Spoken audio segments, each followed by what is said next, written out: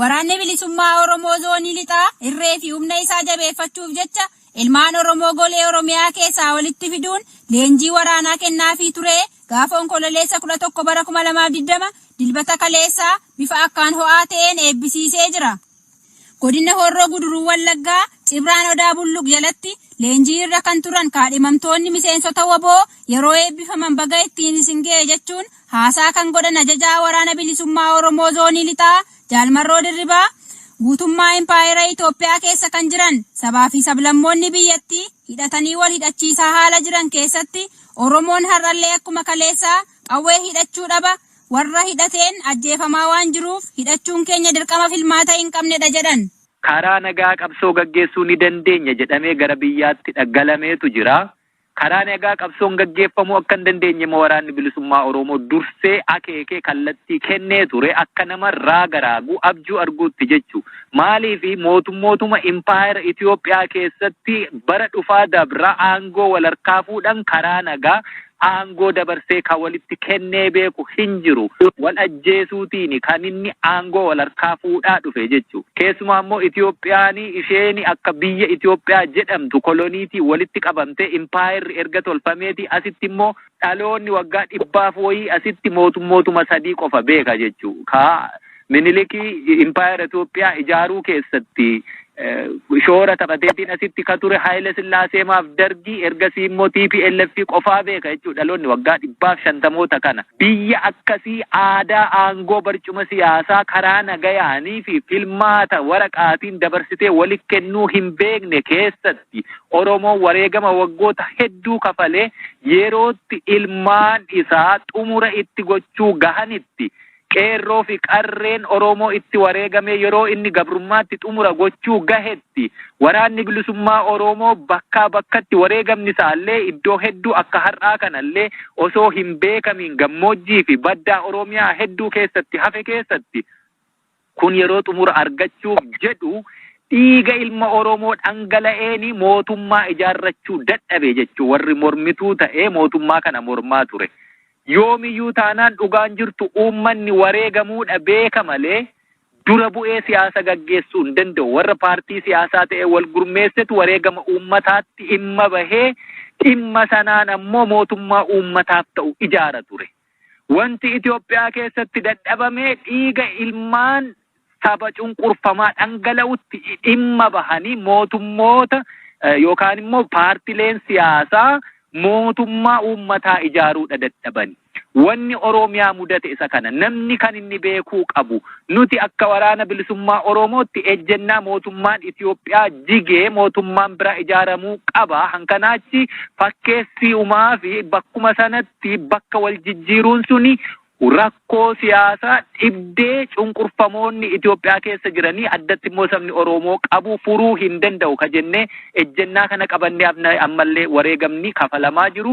Wareegama kafalamaa jiru qofaa miti warri kaleessa Oromoon bilisoomeera jedhellee yeroo fi fakkaata malee yeroon ammoo gaafa dubbii kana furee fidu ejjennaa waraana bilisummaa Oromootti gale hundumtisa. Wanni dogoggora ta'e garuu dogoggorri suni wareegama nutti baay'ise.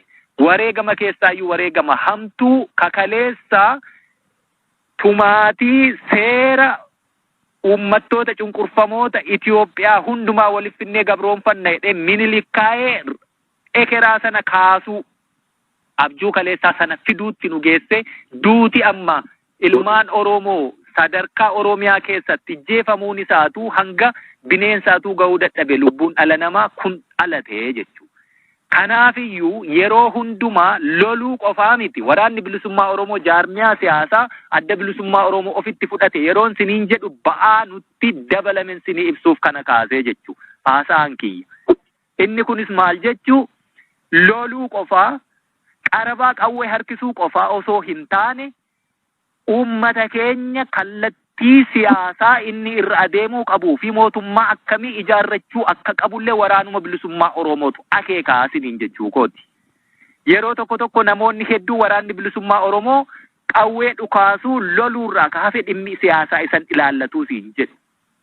Dhimmi siyaasaa sin laallatu yoo jedhan immoo dhimma siyaasaa silaa kaa mootummaa uummataa tolchuu danda'u warri qajeelchu immoo sana hin hojjetani. Dhiigni kee dhangala'eetuma haa hafu siin jechuu kun kanarraa adda hin jiru. Kanaaf waraanni bilisummaa Oromoo akka seeraattis kaleessa kaa seerrii fi heerri adda bilisummaa Oromoo lafa kaa'ee hin jijjiiramne keeyyatuma sana qabanneetu jirra. Kana qabannee jirra jechuun ammoo mirga seeraa fi heera kana qabannee mootummaa Oromoo fi Oromiyaan qabaachuu qabanii tolchuu ni dandeenyas mirga isaas. Jaallan bu'aa bayii rakkoo beelaa fi dheebuu haalota ulfaataa hedduu keessa darbuun leenjii isaanii xumuraniinis lubbuu takkittii qabdan sabaaf laanna jettanii gara dirree lolaatti dhuftan waan ta'eef wareegama kamiifuu qaamaa qalbiin of qopheessuun sabaaf aarsaa kaffalamu hunda baasuun gara raga bilisummaatti tarkaanfachiisuuf onnee guutuun dalagaa jechuunis dhaamsa isaanii dabarsatanii jiru. Oromoonni amma istiraateejii sana jijjiirreerra. Qabsoon keenya uummata keessa, duuti keenyis, injifannoon keenyis, kufaatiin keenyis uummata keenya keessa. Safuu uummataa tiksinee waan uummati barbaaduu fi akkaataa uummanni nu fedhutti taanee argamneetu uummata kana keessaa nu baasuu dadhabani. Duulli waggaa 2 nurratti gaggeeffame kan injifachuu dadhabamnee fi lola uummata waliin qindeeffannee jirruufi. Kanaaf uummanni keenya yeroo hundumaa waa hunda keenya dursinee du'uu fi irraa ka hafe uummata keenyatti bu'uu hin qabnu. Uummanni keenya waa hunda ta'eera nu jiraachisuuf. Bilchaataas dheedhiis nutti baateera. Callaas bullaas nutti baateera. Bishaaniif midhaan nutti baateera. Kana hundumaa ta'e lola keessatti osoo hadheerra jirruullee nyaata bilchaataa fidee uummata afaan nama kaa'uu danda'u tolfanneerra hadha sana keessatti dhaloluutti jirra. Kanaaf injifatamuu dadhabne isa kana jabeessa. Inni arfaffaan ammoo loltuu bilisummaa jechuun nama fedhii dhuunfaa ofii injifatee namummaa ofii dhiisee rakkoo hundumaa danda'ee uummata isaaf jiraachuuf lubbuu ofii aarsaa kafale jechuudha. Namni lubbuu ofii aarsaa kafale ammoo namni laphee isaa rasaasaaf kennuu filate ammoo qoraattii isa waraantu hin sodaatu. Kanaaf yeroo jedhametti bakka jedhamtanitti lubbuu yoo barbaada ta'e qabsoon Oromoo lubbuun keessa yeroo barbaadametti kennuuf of qopheessa. Yeroo akkaataa kanaan barattanii baatani hojii qabachuuf digirii argattani miti. Wareegamaafidha of qopheessitani. Waraanuma gaafa ta'uu jedhamu ajjeesuuf du'uutu jira sanattidha bobbaana. Ammas gara dirree lolaatti kan wal barbaasnu maleessa barattanii xumurattanii baatanii hojii barbaadaa qacaramaa damooza nyaadhaa jechuu miti jechuu. Kanaafiyyuu of qopheessa. Fuuldurri keenyi lola guddaatu jira. Isuman sila jalqaba irratti kaase sabaaf sablammiin Itoophiyaa keessa jiru hundumtisaa hidhatee wal hidhachiiseera. Hidhatee kan waliin hidhachiisne saba Oromoo qofaa. Sabni kun ammoo nuutiin qabaa jechuu. Sabni kun nuutiin qabaa hanga lakkoofsa saba kanaa geenye waan sabni kun nurraa eegu kennuufoo baay'ina miti dubbiin. Hojii sammuu hojjechuu. Koomaa girrisaa mannaa tokkicha risaa wayyaa jetti Oromoon. Isa kanammoo waraanni bilisummaa Oromoo 10 taatee 1000 ariitee agarsiisteetti jechuu. Isa akkasiif qophaa'i.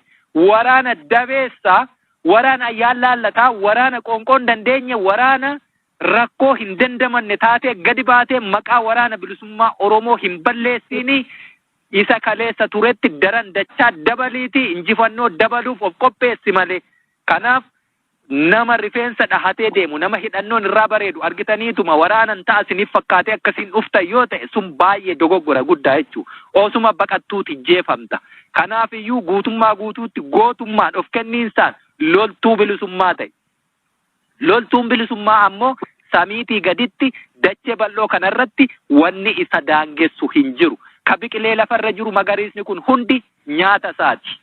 Daangaan isa daangessu hin jiru dacheen diriirtee kun hundi ejjennaa miila isaati. Kanaafuu eessattuun daangeffamiin waa gochuu dandeessa.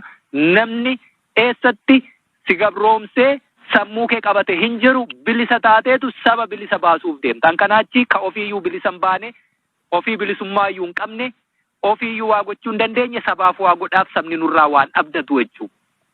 Akkaataa kanaan eebbifamtan har'a. Kanuman siniin jechuu barbaada. Haasaa hin dheeressu jedhee haasaa sinitti dheeressee baga ittiin sin gahee gara dirree lolaatti bobbaatu. Dirreen lolaa keenya immoo bakka amma jirru kana qofaa irratti murtaa'uu hin qabu. Goleen Oromiyaa bal'oodha. Lafa Oromoon nu barbaadu hedduutu jira. Achittidha sochoonaa. Baga irra geessanii, baga irra aantanii, baga ittiin sin gahee jajjabaadhaan siniin jedha. Ammanuman qaba. Fayyaa ta'a.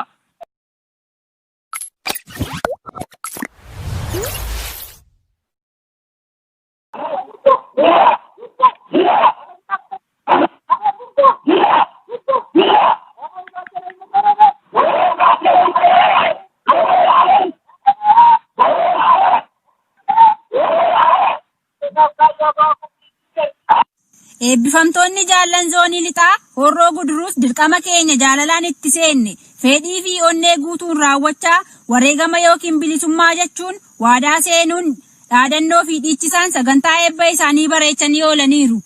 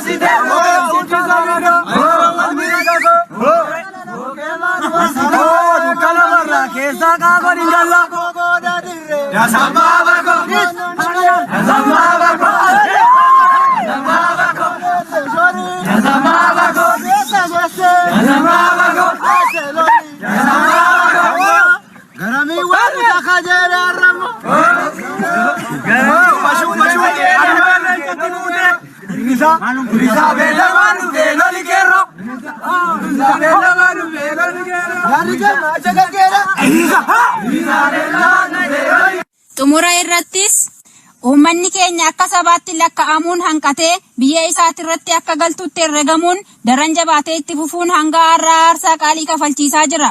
Kanaaf uummata Oromootiif qabsoon hidhannoo fala filannoo hin qabnedha. Haqa buqqattee tufuurra haqa alanfachuutu miciraan ejjennoosi keessatti biqilcha. Haqni Oromoon barbaaduu fi haqni inni akka sabaatti sarbame tokkicha. Innis mirga abbaa biyyummaa isaati. Sirna ittiin bulmaataa isaati. Kanaaf nuti waraanni bilisummaa Oromoo hanga Oromoon biyya isaa irratti kabajaa isaaf malu argatutti hanga hiree mataa isaa murteeffatee biyya isaa irratti abbaa biyyaa ta'utti tarkaanfii nuti afaan qawweetiin fudhannutti fufa. Mootummaa afaan qawween dubbatuuf deebiin isaa qawweedha jechuun eebbifamtoonni WBO zoonii lixaa kan Horroo Guduruu Wallaggaa dhaamsa isaanii dabarfataniiru. Horaa bulaa, injifannoon uummata Oromoof. Anjaal Hawwii Qalbeessaati, Horroo Guduruu Wallaggaarra.